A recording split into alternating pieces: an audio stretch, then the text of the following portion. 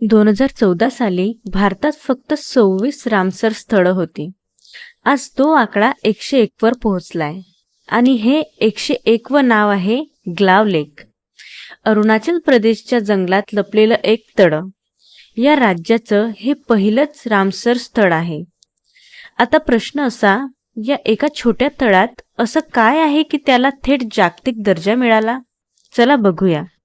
नमस्कार मित्रांनो, आजची ही बातमी एन्व्हायरमेंट मधली आहे आणि UPSC MPSCच्या दृष्टीने ही डायरेक्ट फॅक्ट बेस्ड बातमी आहे. म्हणजे यातले आकडे आणि नाव तशीच्या तशी प्रश्नात येऊ शकतात. त्यामुळे शेवटपर्यंत बघा. नेमकं काय घडलं? 3 ऑगस्ट 2026 रोजी केंद्रीय पर्यावरण, वन आणि हवामान बदल मंत्री भूपेंद्र यादव यांनी घोषणा केली की अरुणाचल प्रदेशातलं ग्लाव लेक हे भारताचं 101 व रामसर स्थळ म्हणून घोषित झालंय. ही घोषणा त्यांनी X वर पोस्ट करून केली आणि नंतर PIBने त्याचा प्रेस रिलीज काढला. आता इथे 2 गोष्टी महत्त्वाच्या आहेत. पहिली, हे भारताचं 101 व रामसर स्थळ आहे आणि दुसरी, जी जास्त महत्त्वाची, अरुणाचल प्रदेशचं हे पहिलंच रामस्थळ आहे. म्हणजे इतकी वर्ष या राज्यात एकही रामसर साईट नव्हती.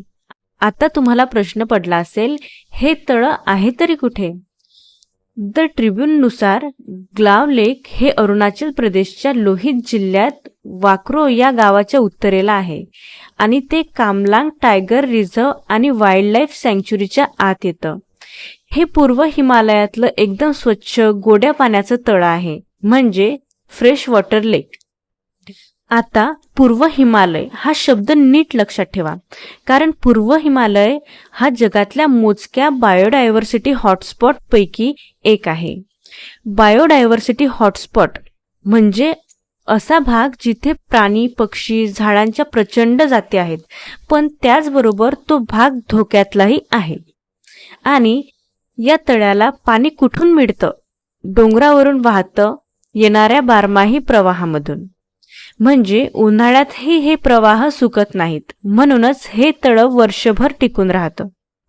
पण खरी विशेषता पुढे आहे. या तळ्याभोवती काय काय सापडतं ते ऐका. या साईटमध्ये आणि तिच्या आजूबाजूच्या भागात 150 पेक्षा जास्त झाडाच्या जाती आणि 49 प्रकारच्या ऑर्किड्स नोंदवल्या गेल्यात. 49 प्रकारच्या ऑर्किड्स हा आकडा लक्षात ठेवा. हा एक्झाम मध्ये विचारला जाऊ शकतो.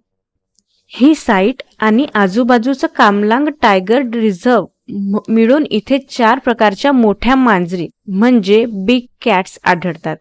वाघ, बिबट्या, क्लाउडेड लेपर्ड आणि स्लो लेपर्ड. एकाच लँडस्केपमध्ये 4 बिग कॅट्स हे भारतात फार कमी ठिकाणी बघायला मिळतं. याशिवाय इथे व्हाईट बेलिड हेरॉन नावाचा पक्षी येतो, जो क्रिटिकली एंडेंजर्ड म्हणजे नामशेष होण्याच्या अगदी उंबरठ्यावर आहे. सोबत 20 पेक्षा जास्त सरपटणारे प्राणी आणि उभयचरही इथे आहेत. आणि फक्त निसर्गच नाही, स्थानिक मिश्मी समाजासाठी हे तळं पवित्र मानलं जातं.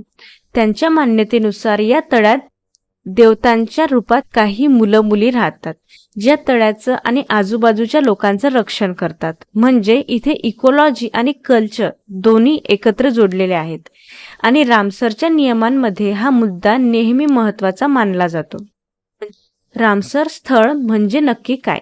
आता बेसिक क्लिअर करू, कारण बरेच जण इथे गोंधळतात. रामसर स्थळ म्हणजे आंतरराष्ट्रीय महत्त्वाचं पाणथळ क्षेत्र, इंग्रजीत wetland of international importance. Wetland म्हणजे असा भाग जिथे जमीन आणि पाणी दोन्ही एकत्र असतात.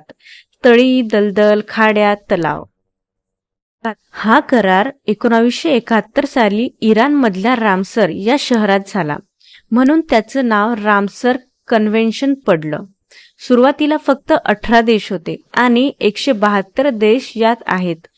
आज जगभरात 2500 पेक्षा जास्त रामसर स्थळ आहेत आणि त्याचं एकूण क्षेत्र 25 लाख चौरस किलोमीटर पेक्षा जास्त आहे. म्हणजे ही जगातील सर्वात मोठी संरक्षित क्षेत्राची यादी आहे. महत्त्वाचं हे, रामसर दर्जा मिळाला म्हणजे ती जागा सरकारच्या हातातून जात नाही, ती भारताचीच राहते. फक्त तिच्या संरक्षणाकडे आता आंतरराष्ट्रीय स्तरावर लक्ष दिलं जातं आणि नियम अधिक कडक होतात. आता आकड्यांमध्ये या. भूपेंद्र यादव यांनी सांगितलं की 2014 मध्ये भारतात 26 रामसर स्थळं होती आणि आज ती 101 झाली आहेत. म्हणजे साधारण 12 वर्षात जवळपास चौपट वाढ.